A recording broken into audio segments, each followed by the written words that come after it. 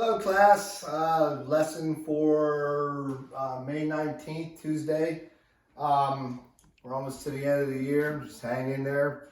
I'll give you one more lesson next Tuesday, yeah, and you'll be pretty much done for the year. So the lesson is on evaluating expressions, how to evaluate an expression. Expressions are problems that don't have equal signs in them. If they have equal signs in them, they're equations. We talked about what variables are, and the most common variable used being x in algebra.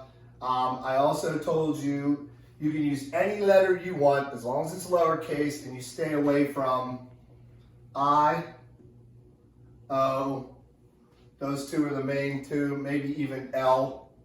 Why? Because they look like numbers, okay? So try to stay away from those. When you get into hardcore algebra, X, Y, and Z will probably be the most used. You'll see them use different letters here. Remember, the letters don't mean anything. They just hold the place of a number. All right, so evaluating. All it is replacing, and this is a single step, one-step expression. The first problem is 16 plus B, okay? They are going to tell you what B is. B equals 25. All you're going to do is replace the letter with the number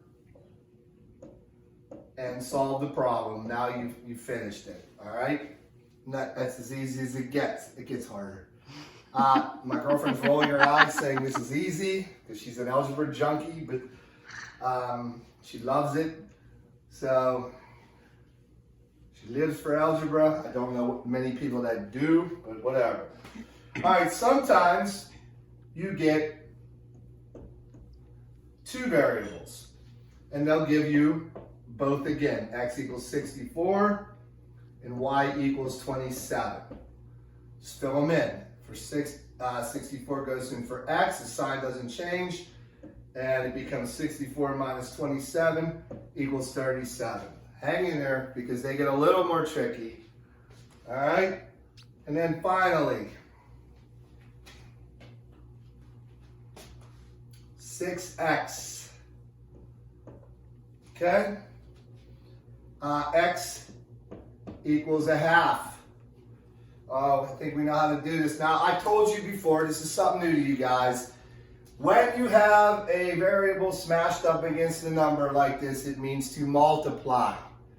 You guys aren't used to that, but you should be by now. We did this already, and you guys have seen this on Alex multitude of times. So what this really means is 6 times, and I'm going to use the dot in algebra from now on rather than the times sign because it confuses with the variable.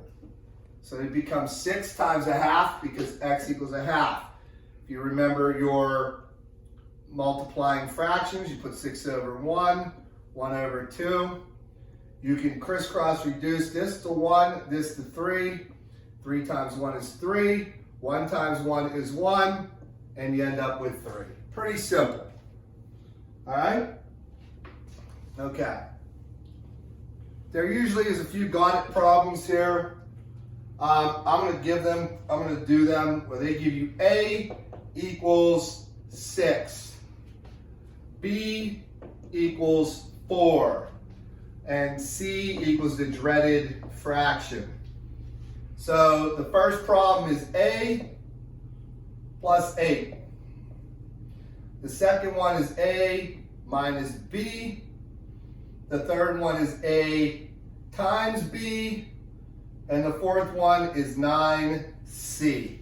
So we're going to do this. This is problem 1, problem 2, problem 3, and problem 4 of your got it problems. So let's see. Let's do this one first. A is 6. This becomes 6 plus 8, which equals 14. The second one, we need to replace A with 6 minus, and B with 4. That equals 2. This is multiplication. Same deal. A is 6 times, replace B with 4, 24. And then finally, 9 times C. C is a third. It becomes 9 times 1/3. This becomes 9 over 1. That's a horrible 9. Times 1 over 3. Crisscross reduced. 1, 3. 3 times 1, 3. 1 times 1, 1 or 3. Pretty easy. That's the single step expression. I'll make them a little bit harder now so my girlfriend Jill can see that we know our algebra. What she doesn't understand is you're sixth graders and this is your first time ever working with variables. So, all right, so what happens in a multi-step one? 5t plus 4. Not much harder. She's going to roll her eyes at this too. T equals 3. The first thing you do, this is multiplication. 5 times 3 is what? 15. Plus 4, 19. Pretty simple, right? That's a multi-step one. How about, let's make it a little bit harder. 4x squared. Now, x is going to equal an 8. This is a little harder. So what does this mean? It means we need to do 4 times 1/8. And remember the little housekeeping thing I did here where we put the parentheses around it? The parentheses don't mean much. And if you follow your order of operations, we'll do this first. So let's just do this 1/8 times 1/8 out here. 1/8 times 1/8 equals 1/64. So I solved this part. Now let's do 4 times 1/64. 4 over 1 times 1 over 64. And what do we get? Let's see. Can we crisscross reduce this? Yes. This becomes 1. And I believe this becomes 16. So we got 1 times 1 is 1. 1 times 16. And the answer is 1/16. That was a little harder. So if you're stuck on that when you're doing them, just go back and review what I just did. That's the nice thing about the videos. If you are watching them, which we still have a lot of students not watching them.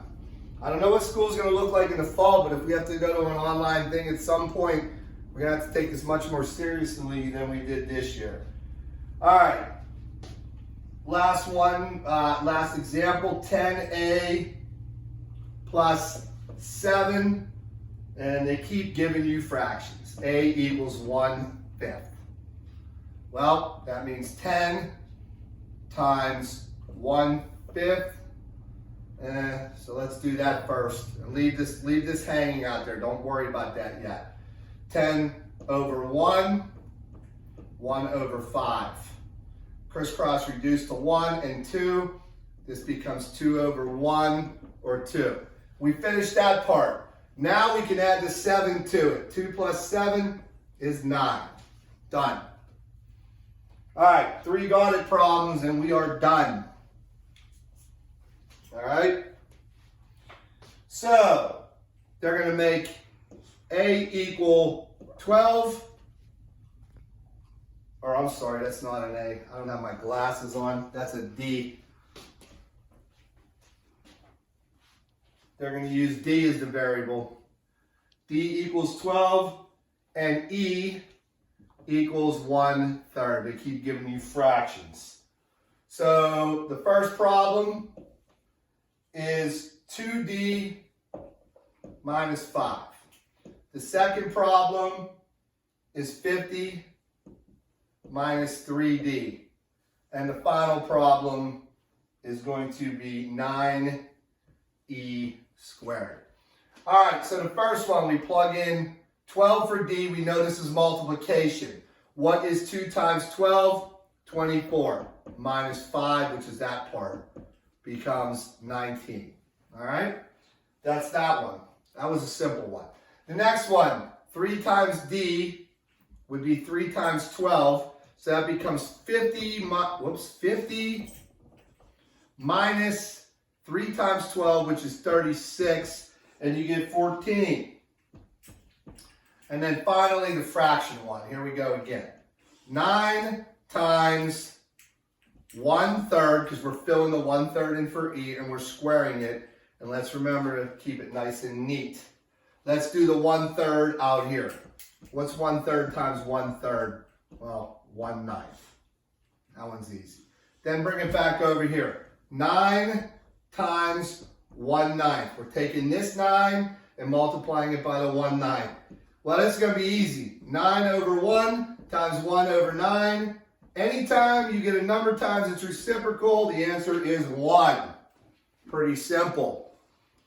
All right, that's evaluating. Basically, you are taking the numbers they give you for the variables, the letters of the variables, and you're filling in, just substituting the numbers for the letters and solving the problems. You have all the tools necessary to multiply fractions. You should know how to do that by now. You're going into 7th grade next year. You better know how to multiply and divide fractions by now. I mean, that's just the way it is. And you're going to get heavier into algebra next year. And unfortunately, well, not unfortunately, we actually went through all the algebra lessons before we ended up having to leave on March 13th. The only thing I really didn't get to was part of geometry and some statistics, which we already did. So you guys should be good enough to go to 7th grade. In my professional opinion, I think you're ready to move on. I don't see you being too far behind. Alex should keep you fresh and moving on if you're doing your Alex topics, which is another conversation. So, all right.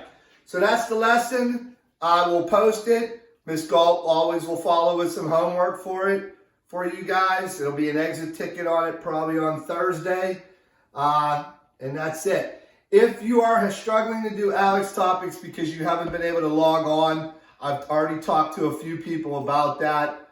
You know who you are. I've taken that into account. I'm not overly concerned about it. What I'm concerned about is the people that haven't logged on since March. And I can see that when I log on to my teacher version of Alex. All right? All right, well, that's it. So hang in there. I think we got 11 more days to go. And hopefully when the fall rolls around, we'll be back in person. I don't have the answer to that. I don't think anybody does right now. But that's the hope, okay, that we're back in school again in some form, okay? All right, guys, see you later.